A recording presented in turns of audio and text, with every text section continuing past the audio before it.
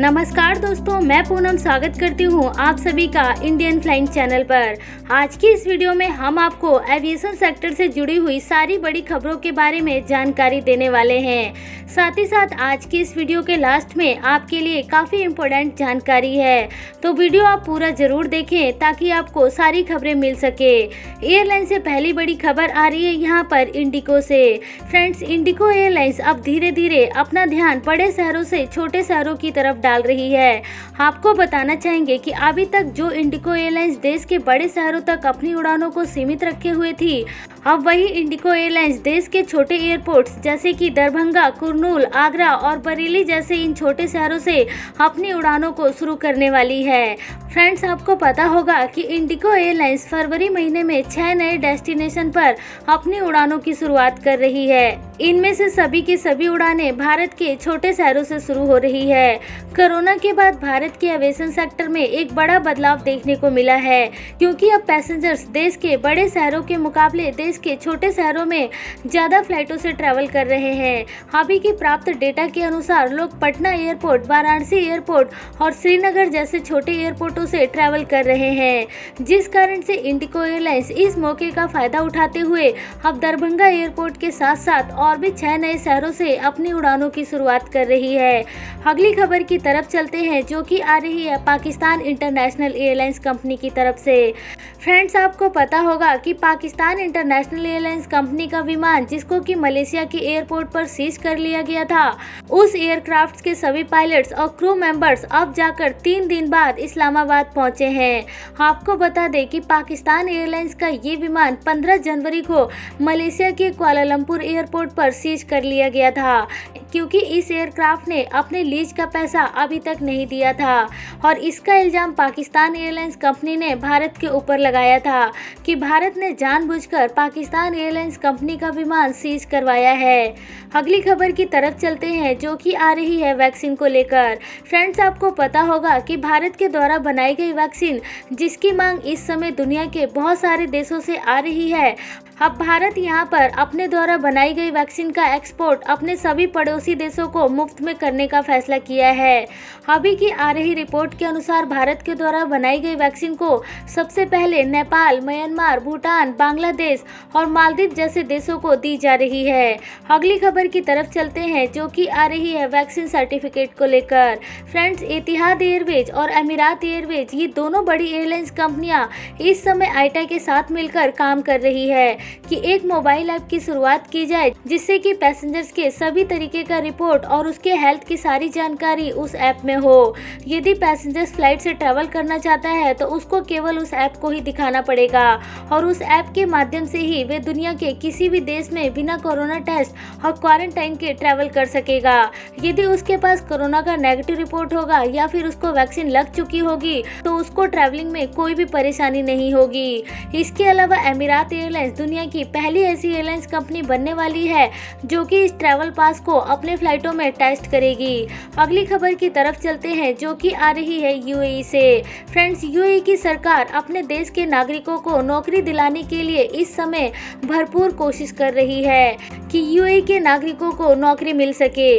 अभी की आ रही रिपोर्ट के अनुसार 250 से अधिक ऑफिसेज को बंद कर दिया गया है जहां पर कि लोग काम करते थे, लेकिन अभी भी यूएई में 10 लाख से ज्यादा ऑफिसेज खुले हुए हैं जो कि घरेलू कामगार को नौकरियों पर रखने का काम करते हैं। यहाँ पर यूएई की सरकार का मानना है कि अब यूएई के नागरिकों को नौकरी मिलनी चाहिए। अब चलते हैं अगली खबर की तरफ, जो कि आ रही है बोइंग 737 मैक्स एयरक्राफ्ट को लेकर। फ्रेंड्स, आपको पता होगा कि बोइंग मैक्स एयरक्राफ्ट को अभी हाल ही में अमेरिका के कोर्ट ने फिर दोबारा से उड़ानों को ऑपरेट करने की परमिशन दे दी है, जिसके बाद यूरोपियन देश भी अब बोइंग 737 मैक्स एयरक्राफ्ट को बहुत ही जल्दी उड़ानों को शुरू करने की परमिशन देने वाले हैं। आपको बता दें कि बोइंग 737 मैक्स एयरक्राफ्ट पिछले 22 महीने से ग्राउंडेड पड़े हुए थे और दुनिया के सभी देशों ने इस एयरक्राफ्ट की उड़ानों के ऊपर रोक लगा दिया था। यहाँ पर भारत में भी स्पाइस जेट के पास बोइंग 737 मैक्स एयरक्राफ्ट पड़े हुए हैं, जिनको लेकर स्पाइस जेट अभी तक फैसला नहीं ले पा रहा है कि इसका क्या किया जाए। लेकिन अब क्योंकि यूरोपियन देश भी अब इस एयरक्राफ्ट को उड़ाने की परमिशन दे रहे हैं। तो इसके बाद अब स्पाइसजेट भी इस मौके का लाभ उठाकर अपनी फ्लाइटों को भारत सरकार से चालू करवा सकता है। चलते हैं अगली खबर की तरफ, जो कि आ रही है एयर इंडिया से। फ्रेंड्स, एयर इंडिया बहुत ही जल्दी मुंबई से अबू धाबी के लिए अपनी नई उड़ानों की शुरुआत करने वाली है। वैसे एयर इंडिया इन उड़ानों को पहले से ही ऑपरेट कर रही है, लेकिन बीते कल एयर इंडिया ने अपने ट्विटर हैंडल अकाउंट से ट्वीट करके भी इस बात की जानकारी दे दी है। यदि आप इन फ्लाइटों की टिकट की बुकिंग करना चाहते हैं तो आप या तो एयर इंडिया की वेबसाइट से या कॉल सेंटर से या फिर एयर इंडिया की बुकिंग ऑफिस से भी बात कर सकते हैं। चलते हैं अगली खबर की तरफ, जो कि आ रही है बहरीन से। बहरीन की national career airlines company gulf air बहुत ही जल्दी यूएई के रस अल खैमा एयरपोर्ट पर अपनी उड़ानों की शुरुआत करने वाली है। यहाँ पर इस नई उड़ानों की शुरुआत करने से अब दोनों देशों के बीच में और भी अधिक फ्लाइटें ऑपरेट हो सकेंगी और जिन लोगों को भी बहरीन से यूएई में ट्रैवल करना था, अब वह आसानी से इस नए एयरपोर्ट से ट्रैवल कर सकेंगे। अगली खबर की तरफ चलते हैं, जो कि आ रही है दिल्ली एयरपोर्ट से। दिल्ली एयरपोर्ट पर एक नए तरीके का आर्टिफिशियल इंटेलिजेंस सिस्टम लगाया गया है, जिसकी मदद से यदि टर्मिनल 3 पर ज्यादा पैसेंजर्स किसी एक जगह पर इकट्ठे होंगे और वह सोशल डिस्टेंसिंग का पालन नहीं करते हुए पाए गए, तो ऐसे हालात में इसकी पहचान आर्टिफिशियल इंटेलिजेंस के एक सॉफ्टवेयर की मदद से की जा सकेगी। इस समय सोशल डिस्टेंसिंग उड़ानों के लिए काफी ज्यादा इम्पोर्टेंट है, जिस कारण से दुनिया के सभी एयरपोर्ट और एयरलाइंस कंपनियों में डिस्टेंसिंग बनाए रखने के लिए तरह तरह के कदम उठाए गए हैं। इसी में दिल्ली एयरपोर्ट की तरफ से भी उठाया गया ये कदम काफी महत्वपूर्ण है।